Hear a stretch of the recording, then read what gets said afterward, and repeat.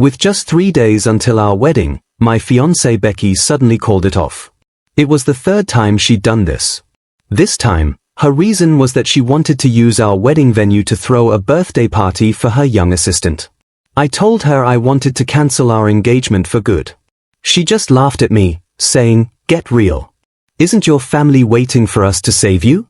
Your family is doing so badly right now. Who else would even look at you but me?" She was so sure I'd never marry anyone else. 3 days later, Becky was downstairs celebrating William's birthday. I was upstairs getting married to another woman. When she came up with William, their arms linked. Wanting to share a celebratory drink, she saw me in a groom's outfit. The most successful businesswoman in our city completely lost her composure. "Alex, you're so useless. You let this golden opportunity slip away." My dad slapped my face. Feeling the sting on my cheek, I was surprisingly calm inside. I said quietly, "Becky has already moved on. Dad, relying on her family for our future wasn't a long-term plan anyway. What else can we do? Without her family, we'll be bankrupt." My dad sighed, suddenly looking 10 years older. My mom said helplessly, "We'll think of something else. If not, we'll have to accept our fate." I felt guilty, but at this point I could only accept it. The funny thing is, I've known Becky for 20 years. You could say we grew up together in middle school. When some bullies bothered her, I grabbed a brick and fought them off. She held my injured arm and cried, "Alex, you're so good to me. When I grow up, I'll definitely marry you." Even after being apart for 5 years, when she came back from abroad, already a grown woman, she still playfully grabbed my hand and said, "I'm all grown up now. Are you ready to marry me?" I remember my heart was racing as I looked into her beautiful eyes and said seriously, "I'm ready. I can marry you anytime." But later she repeatedly avoided our engagement. At 23, we were 10 days away from tying the knot when she suddenly took off to Hawaii alone for 6 months. At 24, on our wedding day, she had a fit at work. Refusing to show up, leaving me alone at the altar, I always thought she just wasn't ready to marry me, that eventually we'd be together. Until this time, when my family faced bankruptcy over a bad investment and only an alliance with her family could save us. Yet she bailed again for an assistant's birthday. William went to the same school as me, and one day he asked if I could help him find a job, feeling sorry for him being all alone in our city. I recommended him to Becky's company. She instantly took a liking to him and made him her personal assistant. She even teased me. "Would you be jealous if I made him my personal assistant, Alex?" I didn't think much of it, thinking she was joking. I replied, "You guys are just working. I'm not that petty. Who would have guessed?" After that, every time I saw her, William was there. They were laughing, looking so close. Like they were the real couple. I quickly felt uneasy, gently warning her to keep some distance from William. William overheard, looking pale and pitiful. I have no other thoughts about Becky. I just admire her. "Alex, is that so wrong?" I hesitated about to speak when Becky snapped at me. "How could you be so vile? Look how you've scared William. Apologize to him." Under her insistence, I apologized to William, but I clearly caught a smirk on his face as I did. Around this time, it was just 5 days until our third scheduled wedding. 2 days later, at our social gathering, I was supposed to attend with Becky, but she showed up with William. What's going on? Isn't Becky about to marry Alex? What's this about? So what if they are getting married? Even if they are wed, they can get divorced. Looks like the son-in-law is changing. Did you see Alex's face? He looked like he'd swallowed a fly. I pushed through the crowd, walking up and swinging a punch at William. Yet the next moment, Becky slapped me across the face. "Alex, I forbid you to touch him." She actually hit me for a guy she'd known less than 3 months. My mind went blank for a few seconds. My face wasn't what hurt. My heart did.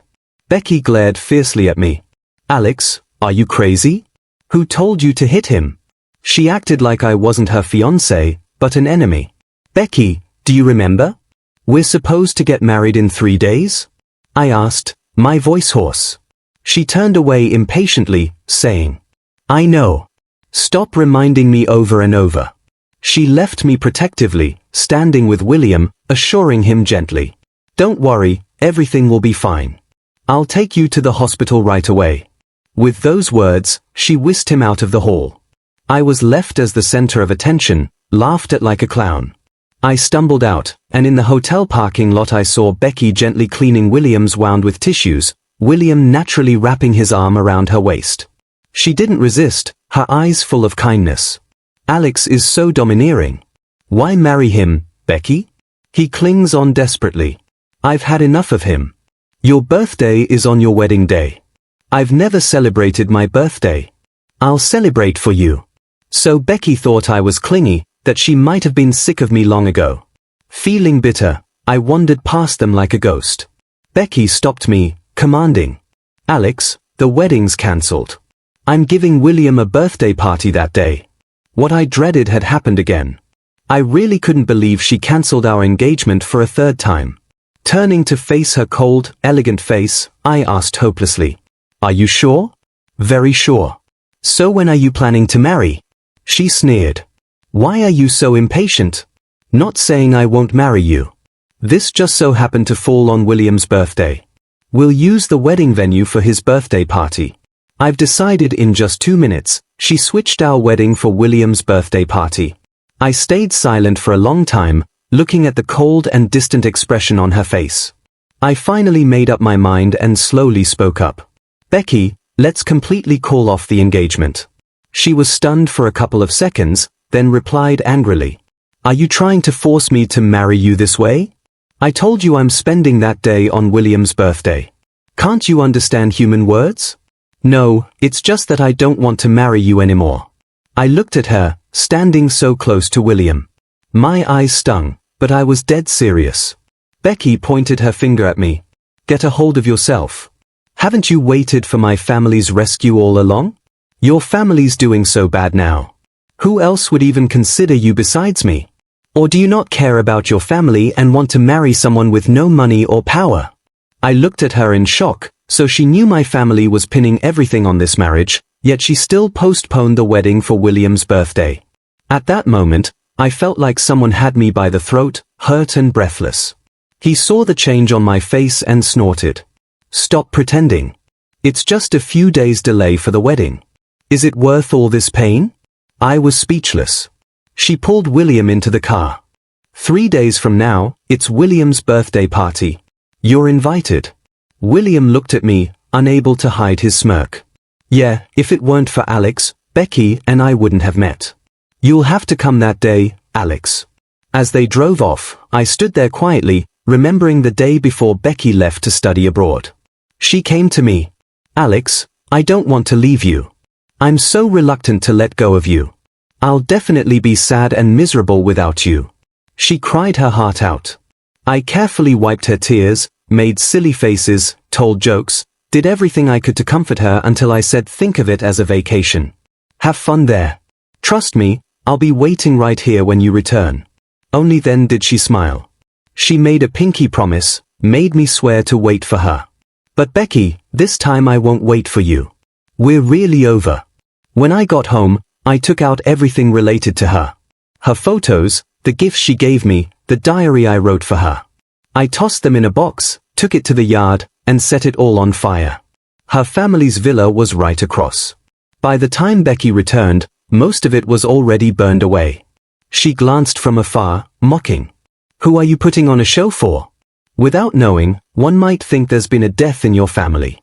I didn't answer, just silently watched as my memories with Becky turned to ashes. No one died, but my feelings did.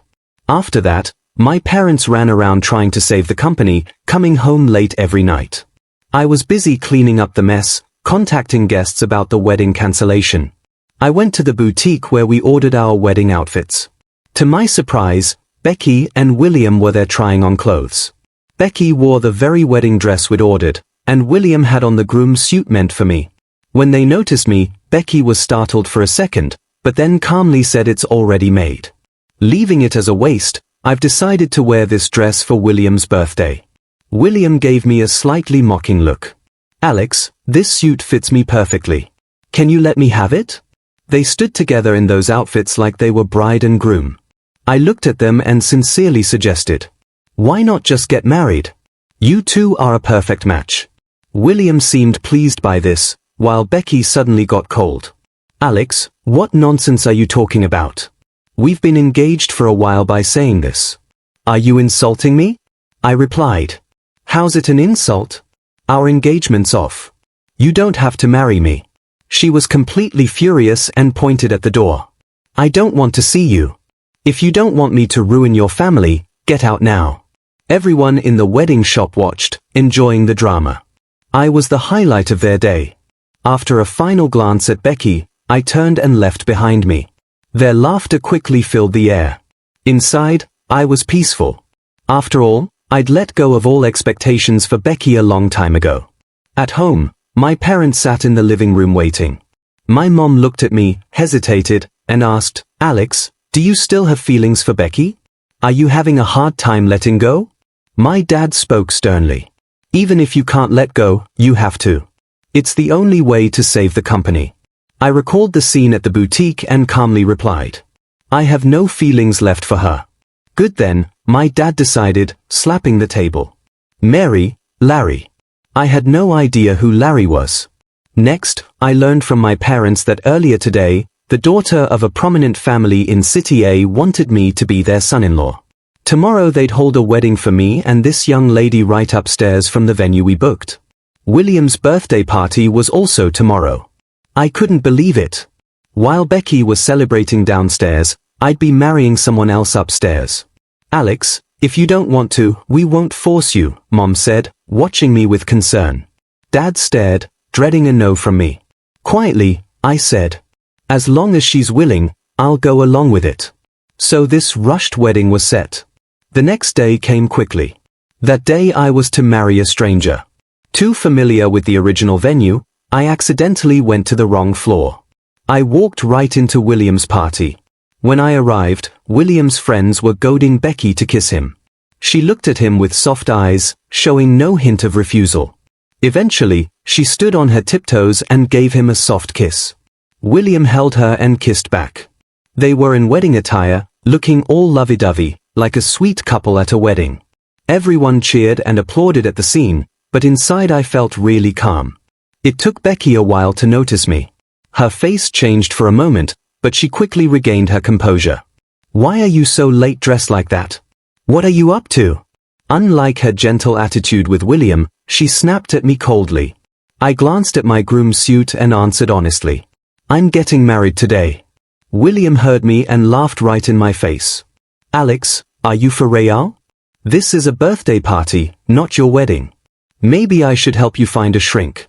His friends joined in, saying nasty things. Becky's gal pals looked at me like I was some kind of clown. Becky glared at me, speaking harshly. "Alex, are you crazy or what? I told you we'll talk about getting married later. Stop embarrassing yourself and get lost." She thought my outfit was my way of pushing her to marry me. I looked at her carefully made-up look, her fancy wedding dress and the lipstick mark she left on William's face. I smiled a bit, calm as can be. "I am getting married, but the bride isn't you. My wedding's upstairs. If you want to come, I don't mind you having a drink." With that, I turned and walked away. Becky was left standing there and shot at me viciously. "Alex, are you nuts? Larry's. The wedding is upstairs. You, a broke kid on the verge of bankruptcy, think you can marry her? You must be delusional." I ignored her and went back to my wedding on the hotel's second floor. The moment I stepped on stage, I saw my bride, Larry. Her wedding dress was simple but looked stunning on her. I locked eyes with her and realized her face seemed familiar, like I'd seen it before, but I couldn't quite place it. She gave me a gentle smile and I awkwardly nodded back. It felt like a dream, marrying someone, practically a stranger. The MC had us exchange rings. I walked to Larry, picked up her hand, and carefully slid on the ring. It was a tight fit, my hand shaking a bit. She lowered her head and giggled, whispering softly, "Alex, long time no see, like we'd known each other forever," but I couldn't remember. She didn't say more. And neither did I. Following along with the ceremony, Becky and William showed up as we were toasting the guests. Not wanting to steal Larry's thunder, Becky had switched out of her wedding dress. Seeing Larry with her arm looped through mine, joining me for toasting and small talk, Becky's face changed. She rushed over, grabbing my wrist. "Alex, what are you doing? How dare you mess with Larry's wedding? Do you have a death wish?" Everyone turned to look with curious eyes. They knew about the messy drama between us and wondered how things would play out. I pulled my hand away from hers. "Becky, if you're here to congratulate us, find a seat. Don't disrupt my and Larry's wedding." Becky hesitated, then laughed. "Is this a joke? You a broke guy with Larry?" Larry spoke up with a cool edge. "Show some respect to my husband. If you don't, security will escort you out." Even Larry seemed to be playing along. Becky looked puzzled, still reaching for my hand. She tried dragging me away as security stepped in. "Let me go, Alex. Is this how you treat your fiancé? Aren't you scared my family will ruin yours in a city?" Becky threatened with the same old weak point. I sighed, disappointed, but staying calm. We broke off the engagement. "Remember, this is my wedding with Larry. Chill out." Larry held my arm tighter, giving Becky a bland stare. "If you mess with him, you mess with me. You should know the consequences for your family." But Becky didn't seem to hear, still staring at me. "Alex, you're leaving me. You said you'd marry me. Did you forget?" Before I could answer, Larry stepped in. "Becky. Really? Alex waited years for you. How could you treat him like that? Someone who values him will take care of his heart. Go find your toy, boy. You don't deserve him." I was surprised Larry knew so much about me. For now, I hoped she'd help my family. Her support was already a blessing. William came over to take Becky away, but she shoved him down, not even glancing at him like she was clinging to her last hope. She grabbed my hand. "Alex, I'm sorry. Can't we get married now? I promise. No more running away. Alex, please." I saw her in such a state and felt baffled. Why would she care if I married someone else? But it doesn't matter now. I pulled my hand back, holding Larry's tightly, our fingers intertwined. "Whatever you're saying, I'm not interested. Larry is my wife, and this is our wedding. Please leave." "No, I won't, Alex. Don't leave me like this." Ignoring her cries, security forcefully led her away. Larry gently squeezed my hand. "Alex, she's the girl you loved for so long. She's willing to marry you. Are you sure you're letting her go?" I turned to look at Larry, puzzled by the emotion I saw there. I looked into her beautiful eyes and said nervously, "You're the one who saved me from my cage. Since we've had a wedding, you're the love of my life now. Larry, will you be my wife?" Her cheeks turned crimson as she nodded earnestly at me. Even though Larry and I were already married, we hadn't known each other long. That night, nothing actually happened. She just held my hand and said, "Shall we go get our marriage license tomorrow? Or do you want some time to think it over?" Her respect for my opinion was a bit unexpected. I smiled at her. "Let's go with your plan," and her eyes lit up. "Okay, then let's go to the Civil Affairs Bureau tomorrow." Somehow, Becky got wind of the news. The next day, as Larry and I arrived at the Civil Affairs Bureau, Becky was waiting at the entrance. When she saw us, she rushed over. "Alex," she exclaimed. "I won't let you register your marriage with her. You promised to marry me. Are you going to back out?" I shielded Larry, not wanting her to get hurt by Becky. I looked at Becky, cold and unchanging, and said, "Becky, haven't you broken your promises before? Can't you stop causing trouble?" She protested. "But you've always indulged me. Why not just one more time, Alex?" I brought all my documents. "We can register our marriage now." Becky reached for my hand, but I quickly dodged. "Stop being disgusting, will you? I have no feelings left for you. I'm not registering anything with you, so please step aside." Becky shook her head, tears in her voice.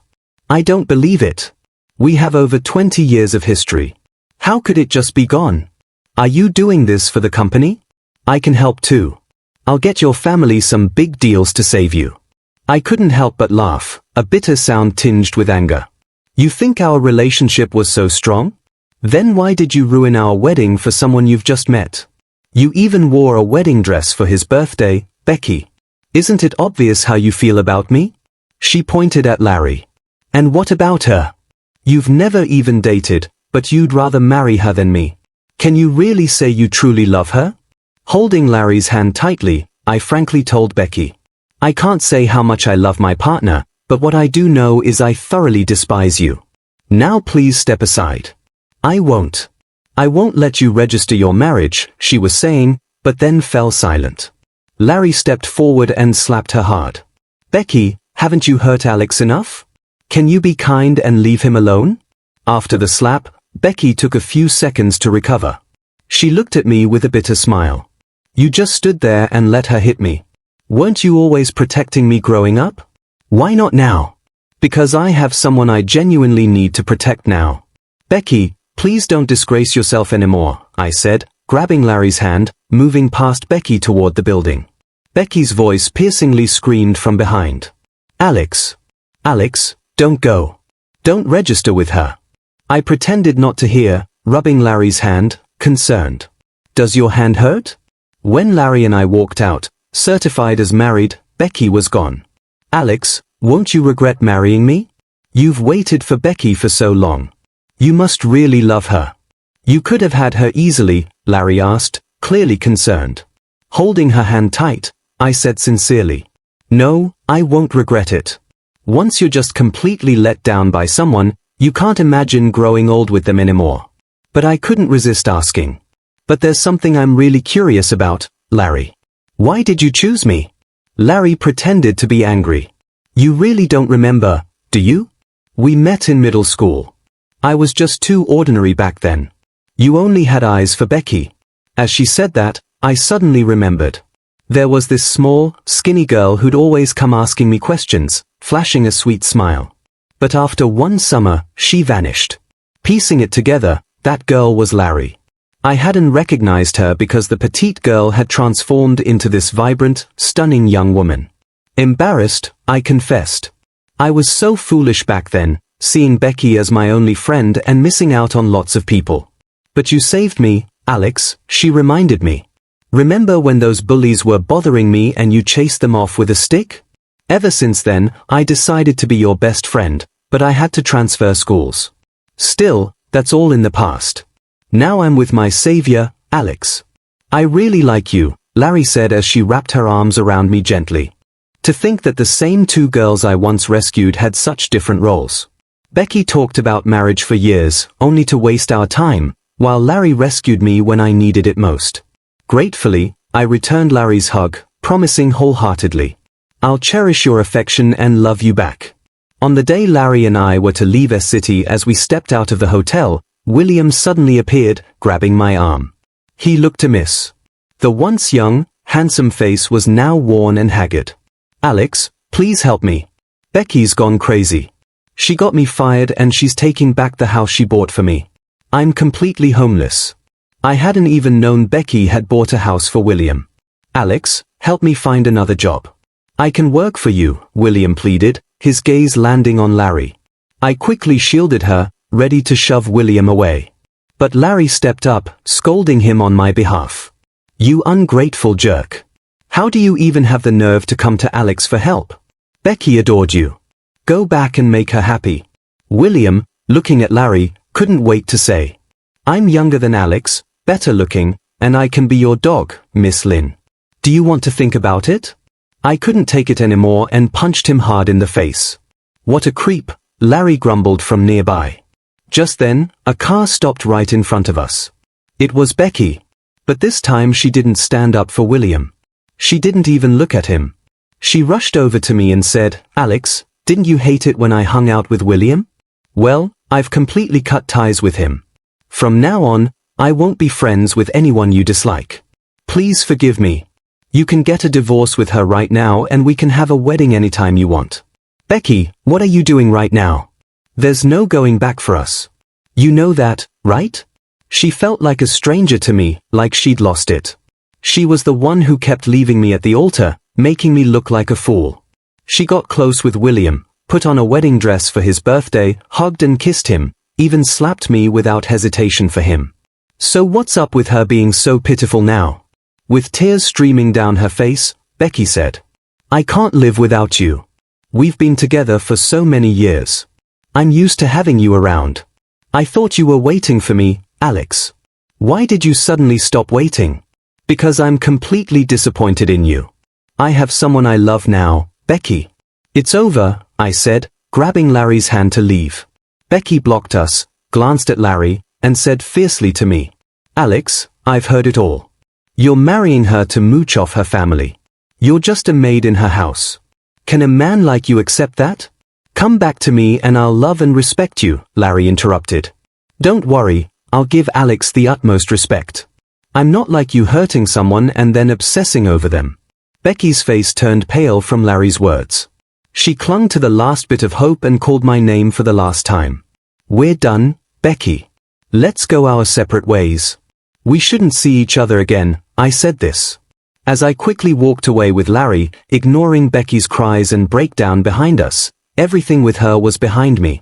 I was starting a new life. Even though I had become a husband, Larry truly respected me. She joined her family's company, worked hard, and soon made progress. Our relationship grew quickly, becoming more intimate. I'm grateful for our reunion and for Larry without her. I might still be trapped in the cage Becky built for me.